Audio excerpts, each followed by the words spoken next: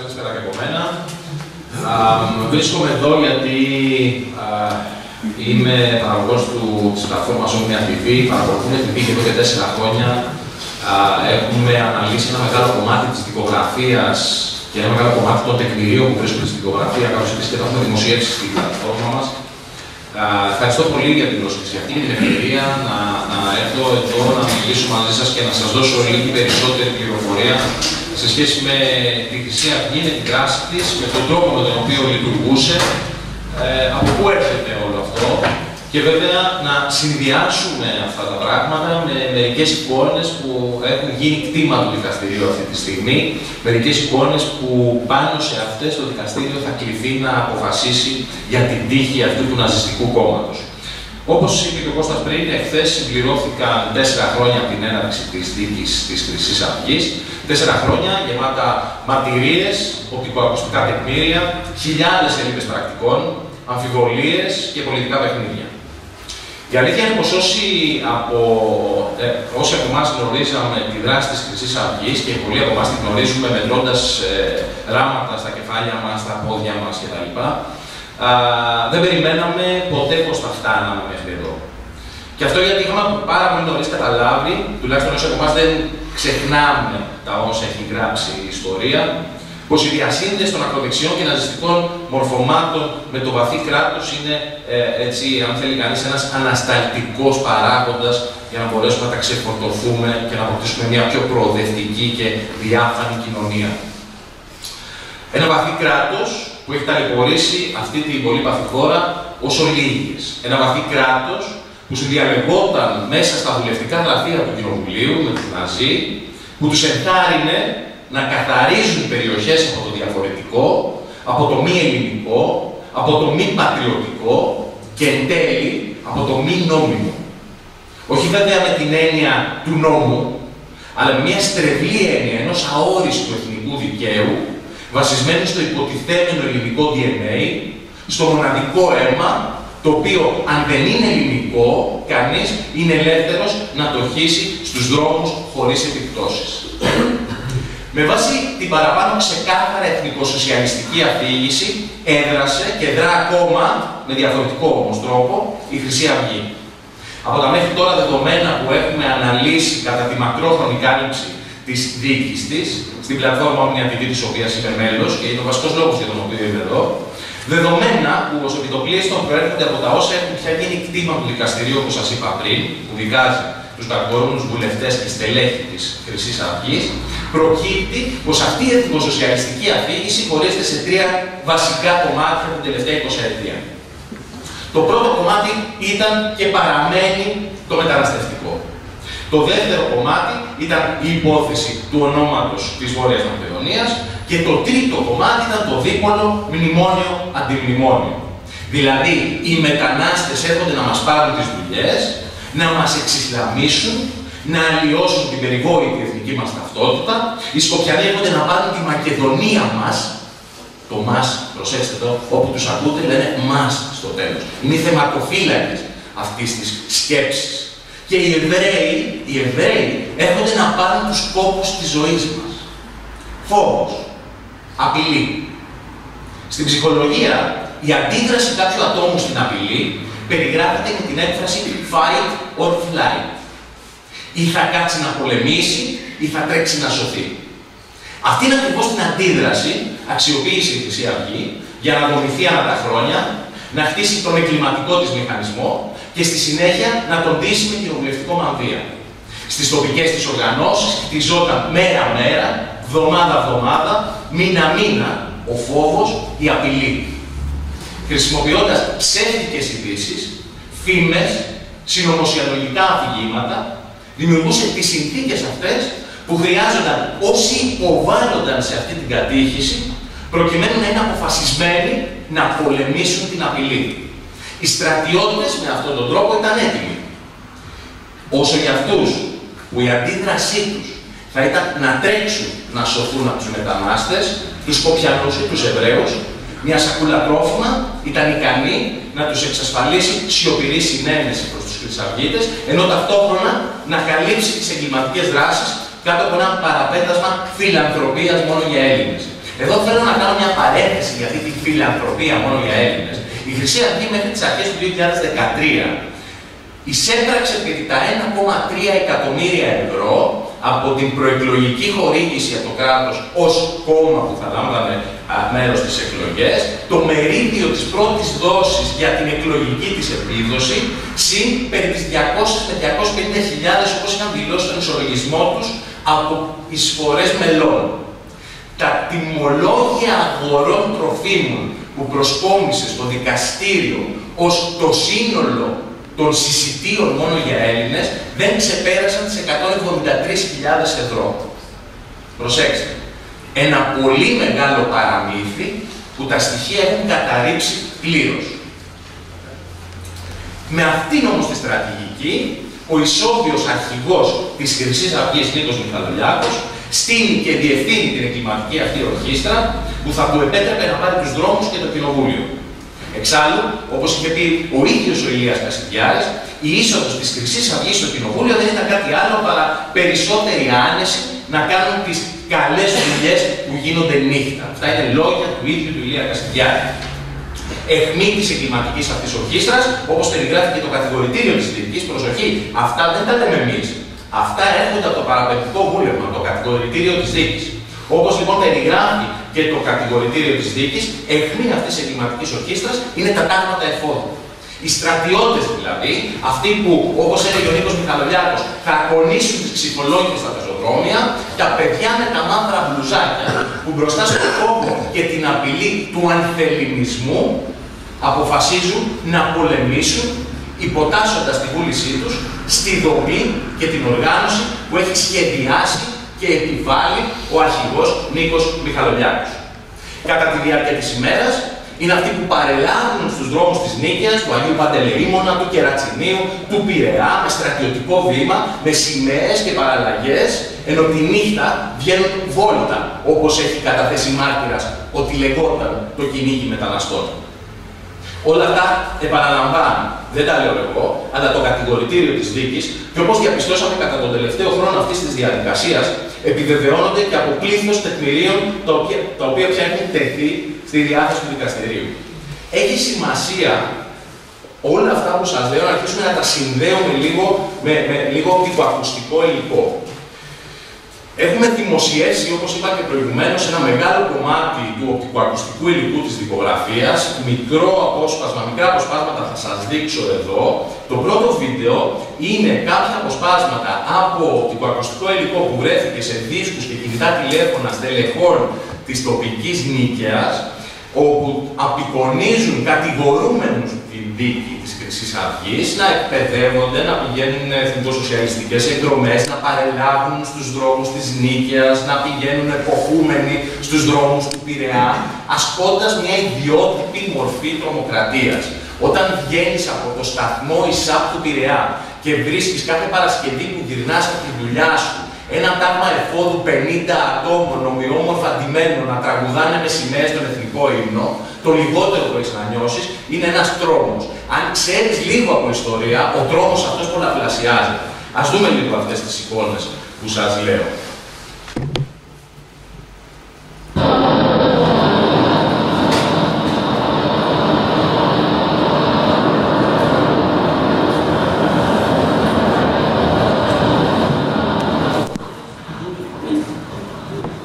Κατηγορούμενο Τσακανίκας με τον κατηγορούμενο Χρυσαφίτη επιδίδεται σε πυγματικές ασκήσεις.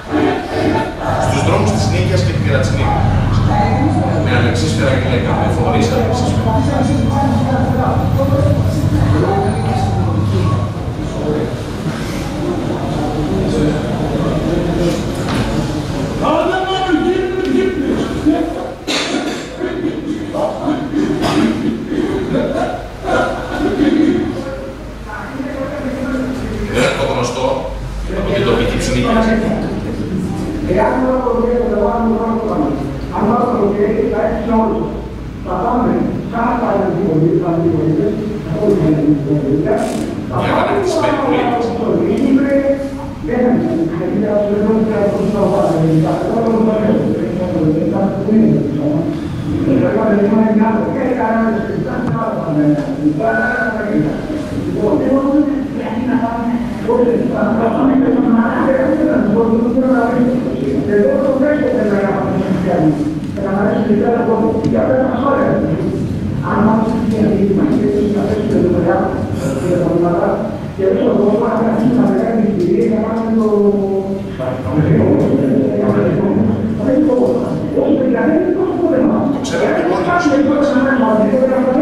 Θα σας πω.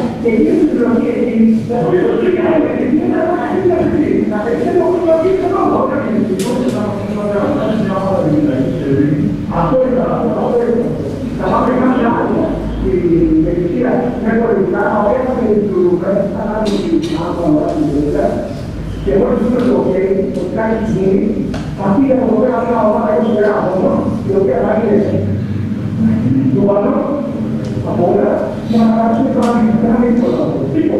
Ό,τι κινείται σπάρτεται. Δεν θα μείνει τίποτα, ό,τι κινείται σπάρτεται. Η σκέψη ήταν ότι θα πάμε με πολιτικά για να μην προκαλέσουμε το φόβο. Προσέξτε, το ξέρουμε. Έτσι. Να δούμε τι γίνεται, να αγοράζουμε, να τραγουδάμε με τους άλλους κτλ. Και όταν πάρουμε το τηλεφώνημα, θα έρθει μια ομάδα από εδώ, 30 άτομα, ντούμπανο απ' όλα, αυτό σημαίνει θα έχουν πάνω τους μαχαίρια, ρόπαλα κτλ. Να καθαρίσουν την Παναγίτσα. Από μετανάστες. Ό,τι κινείται σφάζεται. Αυτό συμβαίνει από τον πυρηνάρχη Νίκαιας, κατηγορούμενο για συνέργεια στη δολοφονία Φίσα Γιώργο Παντέλη, στα γραφεία της Νίκαιας, με μέλη της τοπικής Νίκαιας. Έτσι. Γιατί λέμε λοιπόν ότι ταυτίζεται η εγκληματική με την πολιτική οργάνωση? Γιατί ο προσχεδιασμός μιας εγκληματικής ενέργειας συμβαίνει μέσα στα πολιτικά γραφεία της οργάνωσης. Και δεν είναι ο ένας. Έτσι. Έχει όμως σημασία όταν το βλέπουμε και τα ακούμε και το συνδυάζουμε με το παραπεμπτικό βούλευμα και το συνδυάζουμε με όλη αυτή την πληροφορία που έχουμε, έτσι μόνο καταλαβαίνουμε. Εδώ αυτή η εικόνα που βλέπετε είναι πλατεία Αγίου Νικολάου στη Νίκαια το 2010.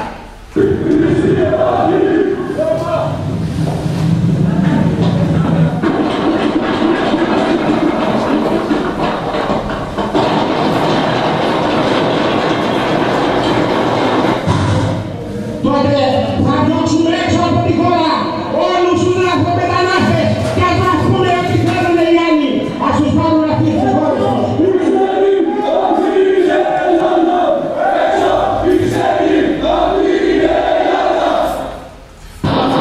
Αυτό το βάλαμε επίτηδες εκεί γιατί είναι την ίδια μέρα που είδατε το προηγούμενο πλάνο, όπου έχουν μαζευτεί αυτοί εκεί και το βράδυ έρχεται ο Μιχαλολιάκος να τους μιλήσει στην πλατεία του Αγίου Νικολάου. Συνεπώς η σύνδεση με τον αρχηγό είναι ξεκάθαρη. Εντάξει. Τα πράγματα εφόδου λοιπόν έχουν πια κατηχηθεί, το βλέπουμε αυτό, υπό τις οδηγίες του αρχηγού και η δράση τους φέρνει στον δρόμο του Παύλου Φίσα, του Σαφσατριμάν, του Αμπουζίτε Μπάρακ και των τουλάχιστον δεκάδων θυμάτων της εθνικοπατριωτικής δράσης της Χρυσής Αυγής. Η υπόσχεσή τους είναι πόλεμος. Ο φόβος και η απειλή που έχει ριζωθεί βαθιά μες στα μυαλά τους δεν τους αφήνει και πολλά περιθώρια. Ο αρχηγός Νίκος Μιχαλολιάκος έχει φροντίσει γι' αυτό. Όμως, όπως η ιστορία μας έχει διδάξει, κάποιες φορές τα πράγματα ξεφεύγουν από κάθε έλεγχο. Κάπως έτσι, το ξημέρωμα της 18 Σεπτεμβρίου του 2013 βρίσκει νεκρό τον Παύλο Φίσα με 2 μαχαιριές στην καρδιά μετά από κινητοποίηση του τάγματος εφόδου της Νίκαιας. Εκεί πια το fight γίνεται flight και ο πόλεμος γίνεται τροχάδι για σωτηρία. Το οικοδόμημα του αρχηγού κλειδονίζεται και η προσπάθεια συγκάλυψης ξεκινάει την αμέσως επόμενη μέρα. Είναι χαρακτηριστικό ότι οι Θεσσαλονίκητες έχουν τις πρώτες σελίδες της δικογραφίας στα χέρια τους το επόμενο πρωί. Στα χέρια τους. Τη δικογραφία που σχηματίζεται εκείνη τη στιγμή. Τα βίντεο με τις συνομιλίες είναι χαρακτηριστικά της συγκάλυψης που επιχείρησαν να κάνουν.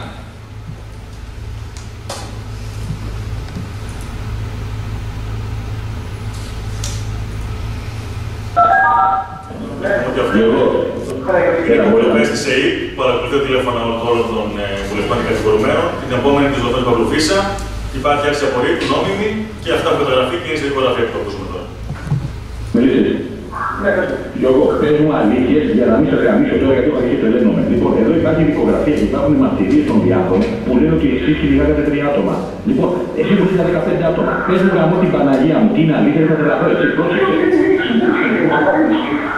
Εδώ λέει ότι η Γερμανία, επειδή είχε κάποιο γνωστού, του είπαν αυτό το σκηνικό ακριβώς. Και ήταν καμιά δεκαπενταριά προσωπική δική και κυνηγάγανε 2-3 αποδάφτες. Το ίδιο ακριβώς λέει και η δικογραφία μέσα. Λέει το ίδιο πράγμα ότι είναι διάβαση.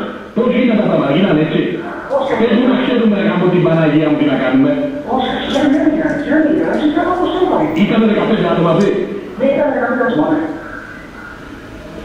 Να σου πω κάτι άλλο. Το τηλέφωνο του Γιάννη. Το τηλέφωνο του Γιάννη. Του Γιάννη, το τηλέφωνο.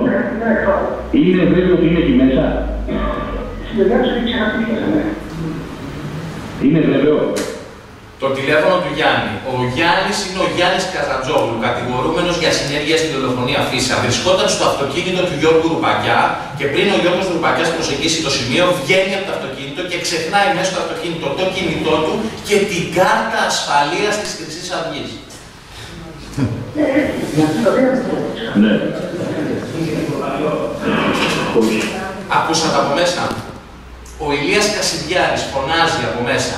Είχε τίποτα άλλο. Λοιπόν, μου λες αλήθεια το πράγμα, έτσι πώς σου θα λέγαμε να σκοτωθούμε τώρα.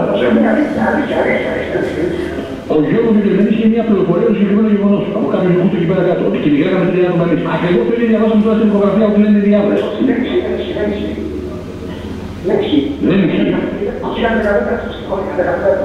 Στη γωνία, είναι πλάξη αυτό το επεισόδιο αυτή. Ή κάθαμε στη γωνία και φοβηθήκανε. Μάλιστα, έλα, γεια. Αυτό που λέμε, το μαλάκα, αυτό που είναι ο τρίτος στο τηλέφωνο, πώς τον λένε, τον λένε εσύ Γιώργο και αυτόν. Είδε το πρώτο μήνα, συνέχεια δηλαδή έξω, δεν το παιδί σου πήγα στα κράτη. Μπορεί να μου πεις, μπορεί να μου πεις, μάθε και πες μου πώς τον λένε αυτόν, το μικρό του, έλα. Έλα, ένα κομμάτι αυτόφορο. Αν και θα πάρει και στο σπίτι του, αν έχει κάτι, θέλει να το καθαρίσει, εντάξει. Ωραία. Να πάω από εκεί. Το Μάκη τον έχουμε πιάσει για αυτόφορο. Ναι. Θέλω να πάω στο σπίτι του Μάκη να χτυπήσω το κουδούνι και να χτυπήσω στο σπίτι και άμα υπάρχει κανένα ρωτήσει τον πατέρα, όταν υπάρχει κάτι να μαχαίρι, καμιά μαλακία, να πάρει και να φύγει. Όχι. Ναι. Σου πει καθάρισε το να έχει θέμα να το και με τη μαλακή, εντάξει. Έχω στείλει το χάρη ήδη να πάει γρήγορα. Ναι, γιατί είναι μαλάκα το. Γιατί του όβρε με το στεντρίο στο πρωί να πει και να γυρίσουν ένα πισό με αυλού μέσα από δεν ξέρω τι υπάρχει. Εντάξει, το Θεό ουλά, έτσι τώρα για άνθρωποι. Εντάξει, σώπη, τελείως. Έλα. Ναι, άμα σε πάνε πάνω για καμιά χρονιά, σε αυτόν και μαλάκα.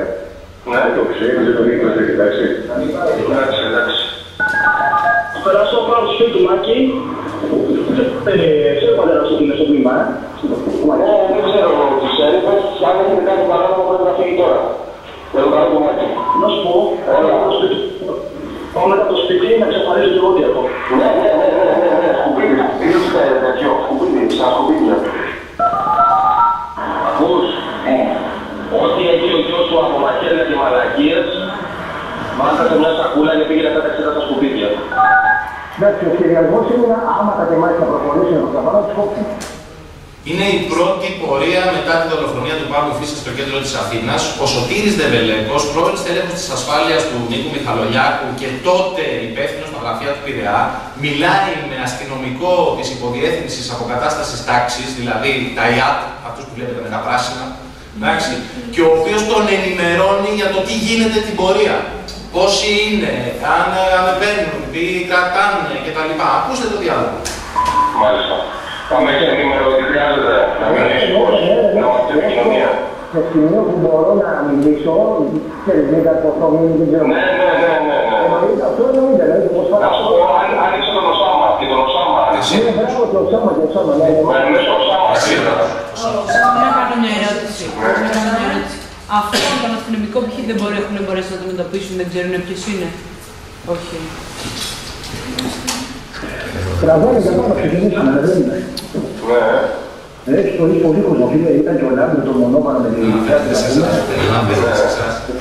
Λένε τον άλλο Λάμπρου. Άλλο Λάμπρου, λένε τον Λάμπρου και τον γνωρίζει ο αστυνομικός γιατί ξέρει πολύ καλά, είναι ναι, αλλά είναι κάποιος ο οποίος έχει συναντηθεί στον δρόμο της Χρυσαυγίτης πολλές φορές, όχι με τον τρόπο που έχετε συναντηθεί εσείς. Προφανώς.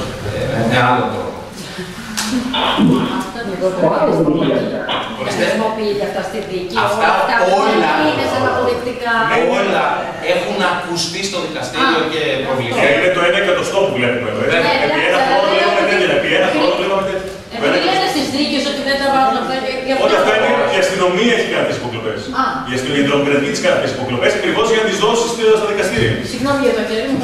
Και όπως βλέπουμε το νούμερο, Ναι, είναι συνομιλία 9.000. Μιλάμε για εκατοντάδες χιλιάδες συνομιλίες. Ναι.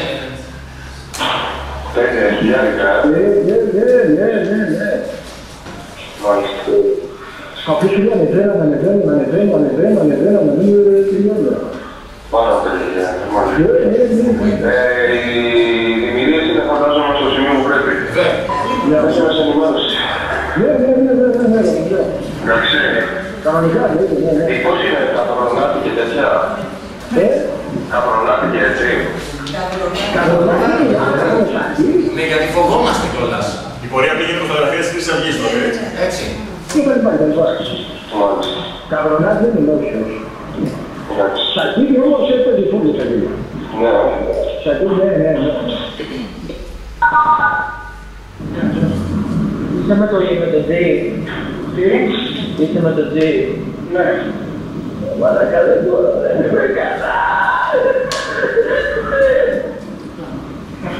Μη σπάσεις εσύ ρε μαλάκα, μη σπάσεις εσύ. Μαλάκα γίνεται μου κάνατε. Προσέξτε. Μου κάνατε ρε φίλε. Ποιος κουμπώνει?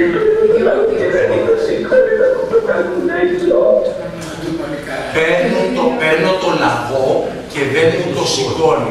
Θα με πετάξουν έξω. Ο Τσακανίκας, ο Γιώργος Τσακανίκας, που ήταν το νούμερο 3, νούμερο 4 της Νίκαιας, μιλάει με το νούμερο 1 της Νίκαιας και η αγωνία του είναι ότι θα τον πετάξουν έξω από τη Χρυσή Αυγή επειδή δεν του σηκώνει το τηλέφωνο λαγός. 24 Σεπτεμβρίου του 2013, μερικές ημέρες μετά την τηλεφωνία Φίσα. Δεν υπάρχει αγωνία για κάτι άλλο. Υπάρχει αγωνία το ότι εκεί που ανήκουμε τελειώνει ή θα μας πετάξουν έξω. Γιατί όλο το υπόλοιπο ήταν συνηθισμένο. Είναι η κλασική δουλειά. Και βέβαια μη σπάσεις εσύ ρε μαλάκα, κράτα και παρακαλώ.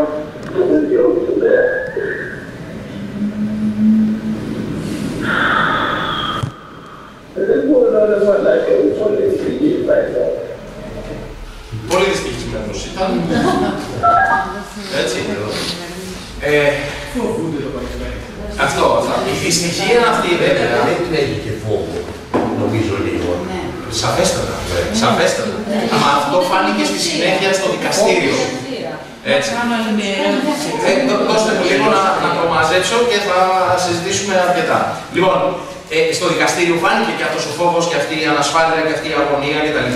Και φάνηκε και τον τρόπο με τον οποίο οι υπερασπιστές χειρίζονται την υπόθεση.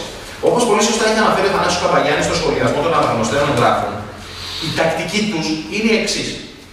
Πρώτον, ή εμείς δεν κάνουμε τέτοια πράγματα, είμαστε λικόπουλα, πρόσκοποι κτλ. Έχουν υποθεί αυτά τους υπερασπιστές. Εντάξει. Το δεύτερο είναι, αυτά τα κάνουν και σε εμάς οι άλλοι.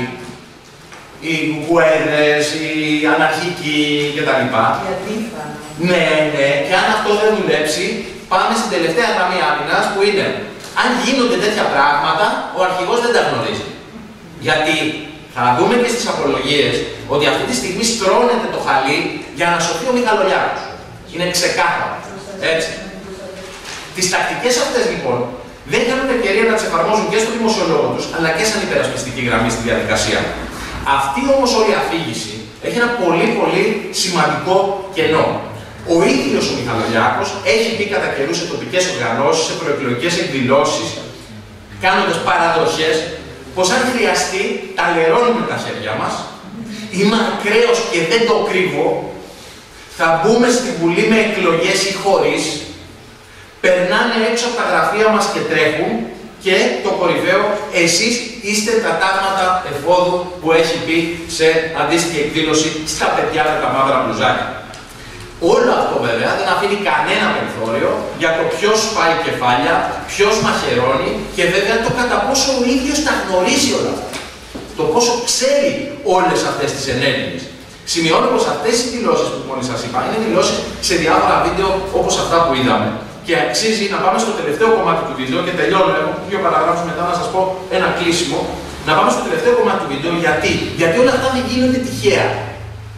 Όλα αυτά έχουν ένα χτίσιμο από πίσω, έχουν μια κατήχηση, έχουν μια εκπαίδευση στην εθνικοσοσιαλιστική ιδεολογία, την οποία σε όσους δεν το, αν θέλετε, είτε το αντιλαμβάνονται είτε δεν θέλουν να υπάρχουν σε κάτι που είναι ναζιστικό, η Χρυσή Αυγή μιλάει για λαϊκό εθνικισμό.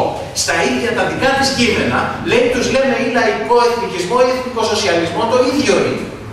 Προσέξτε τώρα πώς γίνεται η κατήχηση των νεολαίων, οι ορκομοσίες, ο τρόπος με τον οποίο μιλάγανε μέσα στις τοπικές. Αυτά είναι η ουσιώδης, η βάση της Χρυσής Αυγής, η ιδεολογική της βάση. Και είναι βέβαια και το κίνητρο της εγκληματικής οργάνωσης. Το εθνικοσοσιαλιστικό κίνητρο, η επικράτηση στους αντίπαλους, επί των αντιπάλων, με τη βία, ξεκάθαρα πράγματα. Για να δούμε λοιπόν αυτές τις εικόνες και να ακούσουμε τι λένε. Είμαι στην ευχάριστη θέση σήμερα να παρουσιάσω το νέο πυρήνα δόκιμων μελών μας. Εμείς εδώ καταφέραμε να δημιουργήσουμε ένα ακριβό σχολείο και να διδάξουμε νέους Έλληνες, νέους Χρυσαυγίτες στα ιδανικά της φυλής μας, της ιδεολογίας μας και της ίδιας μας της υπάρξεως. Διδάξαμε τους νέους μας για τη λατρεία των προγόνων μας, για τη συνέχεια της γης και του αίματος που ρέχει στις πλευρές μας, αλλά κυρίως διδάξαμε το ήθος και την αληθινή της Αυγήτη. Γιατί εμείς έχουμε αναγνωρίσει τον αληθινό ethos της φυλής μας, που δεν είναι άλλος από τον αιώνιο Εβραίο. Οι υποψήφοι έδειξαν πειθαρχία και πίστη και ήσαν συνεπείς στις όποιες επιταγές των καθηκόντων τους. Με κορύφωση στην τριέτερη κατασκεύαση την προηγούμενη εβδομάδα. Αυτή η εξαιρετική ομοκήρυκος είναι που μας βοηθά και μας παροτρύνει να σκοτώσουμε τον Εβραίο που τυχόν που ανάμε μέσα μας, το οποίο αποτελεί την αρνητική πλευρά του εαυτού μας, εκφράζοντας οτιδήποτε παραγωγιακό, εξυπηρετημένο, μίζερο και προκαλούν πιθανότητα να μας έχει διαβάσει στο παρελθόν.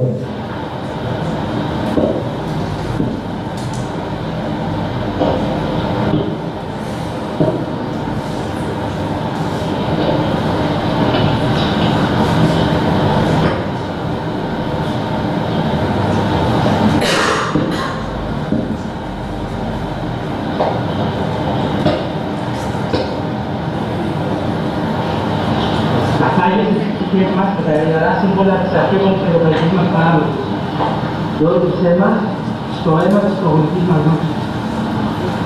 Επαναλαμβάνει το κύριο. Ορκίζομαι.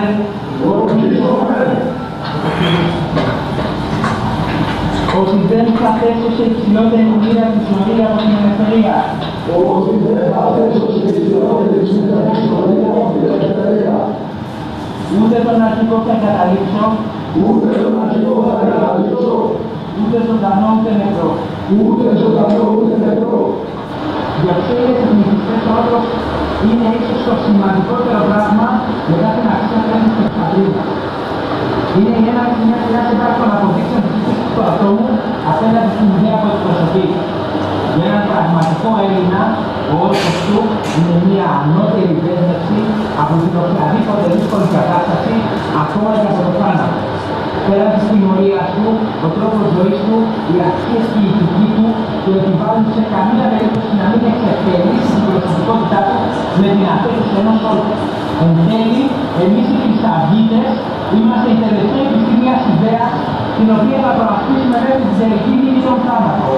Όπως και να έχει, θα είμαστε στις επάσεις, στα δύσκολα και στα εύκολα, έτοιμοι να πραγματοποιήσουμε τις εντολές του αρχηγού και τελικά μια ημέρα των ημερών η Θεία Πρόνοια να μας δώσει την ευλογία να πούμε ότι εμείς αυξηθήσαμε τον κίνδυνο, τολμήσαμε τώρα από τα όρια του δυνατού και με τα ίδια μας τα χέρια εμείς τα απλά Ελληνόπουλα γίναμε τροποποιή ενός νέου κόσμου. Έχοντας ονειρευτεί, έχοντας σκοπιάσει, έχοντας πολεμήσει, αγέρωση, υπερήφανοι και σιωπηλοί, θα παρακολουθούμε με δέους μια αυγή να αναπέλει.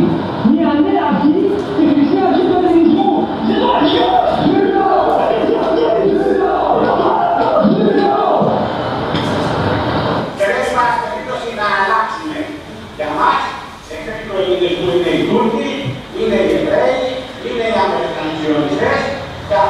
Χρυσή Αυγή και έχουμε τη δύναμη της ψυχής και τη δόμη από λέμε.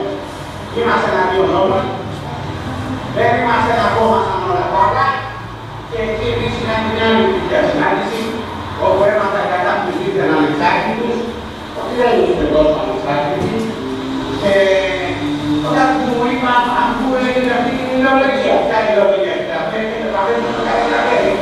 Ναι, έχουμε για να έχουμε νομική κάλυψη. Λοιπόν, παιδιά, επαναστάτε με εξασφαλισμένη νομική κάλυψη πρώτη φορά ακούω. Έτσι, ο στρατηγικός αποτελεσμός είναι να παίρνουμε την ουσία συμπάθεια. Έτσι, να βάλουμε την ουσία σημαίνει να τα πέσουμε την φαντασία. Δηλαδή, κάνουν και το πολύ δεν το κρύβονται προσωπικά. Είναι αυτό, το παραπέμπω. Ουδέποτε το ακίνητα. Και ούτε δήλωση με κανένα διαθέτω.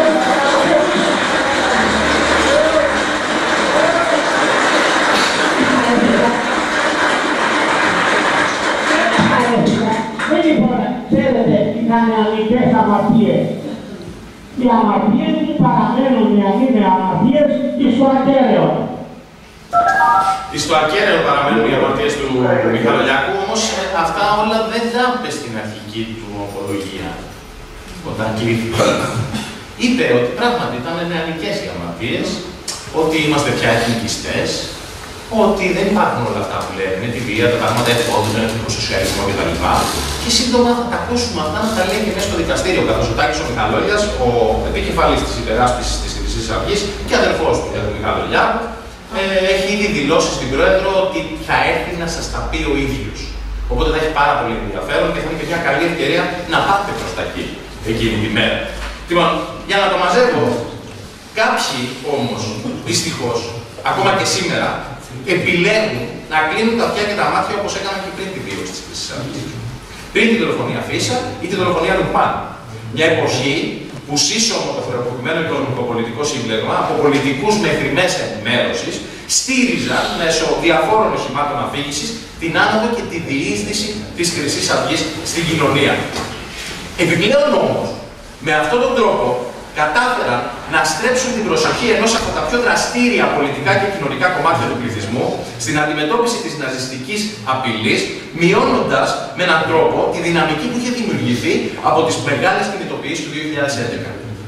Όπως βλέπουμε, τα απόνερα αυτής της τακτικής ακόμα πνίγουν τα σημαντικά ζητήματα επιβίωσης των συμπολιτών μας σε εθνικοπατριωτικές κορώνες και ξενοφοβικές συμπεριφορές, συνθήκες που ενισχύονται από την ατονία του πολιτικού συστήματος, την αδιαφορία της κοινωνίας των πολιτών, καθώς και απάνθρωπους χειρισμούς ζητημάτων κλειδιών, όπως είναι το μεταναστευτικό, ζητήματα κλειδιά για την εξάπλωση του ρατσισμού και του φασισμού. Όμως, τίποτα δεν έχει τελειώσει. Αντίθετα, και το πιστεύουμε πάρα πολύ αυτό όσοι ασχολούμαστε με αυτή τη διαδικασία, με σημείο εκκίνηση στην ίδια τη δίκη της Χρυσής Αυγής, όλα τώρα αρχίζουν. Μια που πια έχει αποκαλυφθεί πέραν πάσης αμφιβολίας η ταύτιση της πολιτικής με την εγκληματική οργάνωση και οδεύουμε προς την ολοκλήρωση μιας διαδικασίας που ασχέτως αποτελέσματος έχει φέρει στη δημοσιότητα πλήθος στοιχείων. Στοιχεία που η κοινωνία, τα κινήματα, οι υγιείς πολιτικοί χώροι έχουν τη δυνατότητα, μπορούν πια να αξιοποιήσουν ώστε να θωρακιστούμε σαν κοινωνία απέναντι στους κάθε είδους ολοκληρωτισμούς και να εκπαιδεύσουμε τα αντανακλαστικά μας, να εκπαιδεύσουμε τα αντανακλαστικά της κοινωνίας, ώστε να καταλαβαίνει και να αντιμετωπίζει τους λόγους με μεγαλύτερη αποτελεσματικότητα, τους λόγους που οδηγούν στην άνοδο αυτών των μορφωμάτων. Σας ευχαριστώ πάρα πολύ.